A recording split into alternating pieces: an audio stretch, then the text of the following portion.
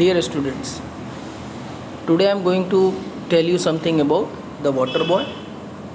It is the movie review given in your chapter 5. The Water Boy, Bobby Boucher, is a socially inept, stuttering water boy with hidden anger issue due to constant teasing and excessive sheltering by his mother.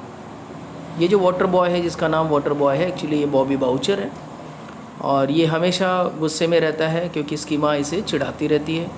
He became the water boy for the university of Louisiana Cougars after being told his father died of dehydration in the Sahara while serving in the peace corps. जब उसे पता चला कि शांति सेना की मदद करते समय डिहाइड्रेशन की वजह से या गर्मी की वजह से उनके पिताजी की डेथ हो गई सहारा डेजर्ट में, तो उसके बाद से वो यूनिवर्सिटी लुजिनिया में जाकर वाटर बॉय बन गया. However the players always torment him and the team's head coach Red Beaulieu eventually fires him. लेकिन उसकी टीम उसको बहुत ज़्यादा चिढ़ाती थी और उसके कोच भी उसको बार बार डांटते रहते थे. Bobby then approaches the coach Klein of South Central Louisiana State University Mud Dogs and asks to work as the team water boy. और फिर वो बॉबी जो है वो दूसरे यूनिवर्सिटी के जो कोच हैं उनके पास जाता है और उनसे बोलता है कि मैं आपके यहाँ वाटर बॉय बनना चाहता हूँ. Coach clean convinces Bobby to enroll as a student and play for the team. और कोच जो है वो उसको समझाते हैं कि तुम टीम में हिस्सा लो, तुम वाटर बॉय मत बनो, तुम खाली टीम में खेलो. Which agrees to do losing as nobody tells his mother. और उसको agrees to do as long as nobody tells his mother. उसने ये काम ले लिया टीम में खेलने का और वो सिर्फ यही चाहता था कि उसकी माँ को ना पता चले. Bobby quickly becomes one of the most feared line bakers in college football. और वो बहुत अच्छा फुटबॉलर बना, लोगों के लिए डर पैदा करने वाला, hitting opposite player with the injury causing force. और लोग डरते थे क्योंकि वो दूसरे प्लेयर्स को इंजर्ड कर देता था. The team admit that he has become the heart and soul of the Mud Dogs. और इसे धीरे धीरे लगा the Mud Dogs manage a winning streak and earn a trip to the annual Bourbon Bowl to face the Cougars and coach Beaulieu. और Mud dogs के जो team के लोग थे, टीम जो है जीत जाती है और जीतने के बाद वो एनुअल बॉर्बन बॉल के लिए उनको ट्रिप मिलती है और वहाँ पर उन्हें कॉगर्स, मतलब जिस टीम में ये पहले था, उससे उनको खेलना होता है. Arriving the half time of the Bourbon Bowl, Bobby manages to encourage the losing Mud Dogs to make come back.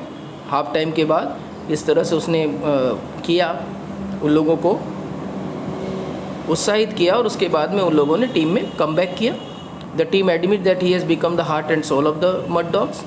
और मड डॉग्स टीम का वो सब कुछ बन गया था, हार्ट और सोल, दिल भी था और आत्मा भी था, एक तरह से टीम का मेन मेंबर हो गया था. With Bobby's help coach Klein overcome the fear of Red Beaulieu which helps him create new place and that allow the mud dog to catch up. और इसी तरह से उनके कोच को भी इससे बहुत उत्साह मिला और मड डॉग जो है वो रिकवर कर गए. During the final play Bobby throws a touchdown pass and the Mud dogs win the Bourbon ball. और फिर बॉर्बन बॉल जो टूर्नामेंट था वो उन्होंने जीत लिया. Bobby is named at the most valuable player of the game. और यहाँ पर ये दिखाया गया कि बॉबी ने अपने जो है गेम से पूरी टीम को बचाया और उसने अपनी टीम का नाम भी रोशन किया. अब यहाँ पर भी बताया गया कि वो लड़का जो था वो परेशान था अपनी माँ से, जो उसकी माँ उसको बहुत ज़्यादा परेशान करती है, बहुत ज़्यादा उसको तंग करती है. लेकिन इस परेशानी के बावजूद भी उसने अपना संयम नहीं खोया, अपना धीरज नहीं खोया. जहाँ वो टीम में जाता है वहाँ पर भी उसके साथ छेड़खानी होती है, उसको चिढ़ाया जाता है, यहाँ तक कि कोच उसको बार बार डांटते रहते हैं. लेकिन वो शांत रहता है और अपना जो है विवेक लगाते हुए, अपने सही बुद्धि को लगाते हुए वो दूसरे कोच से मिलता है और दूसरा कोच उसे टीम में खेलने के लिए प्रोत्साहित करता है. और जब वो टीम में खेलना शुरू करता है तो टीम का बहुत इंपॉर्टेंट मेंबर बन जाता है. तो इस तरह से हमें समझ में आता है कि अगर आप किसी बात को लेकर नाराज़ हैं तो उसके लिए ज़रूरी नहीं कि आप जो है अपनी नाराज़गी की वजह से अपना काम छोड़ दें, अपने जो आपकी अच्छाइयाँ हैं उसको छोड़ दें. नहीं, आपको उस पर गुस्सा नहीं होना है, बल्कि उसको समझदारी से उस परिस्थिति को आपको बहुत अच्छी तरह से आप उसको सुलझा सकते हैं. अपने जीवन में आने वाली किसी भी समस्या को आप बहुत अच्छी तरह सुलझा सकते हैं. बस सवाल ये है कि उस वक्त आप अपना धीरज बनाए रखें और सोच समझकर जो निर्णय लेना है वो लें. So this is what about the water boy. I think you have understood the story, and this finishes our lesson. In the next lecture I will give you the question answers from the back exercise that you have to write. Thank you, students.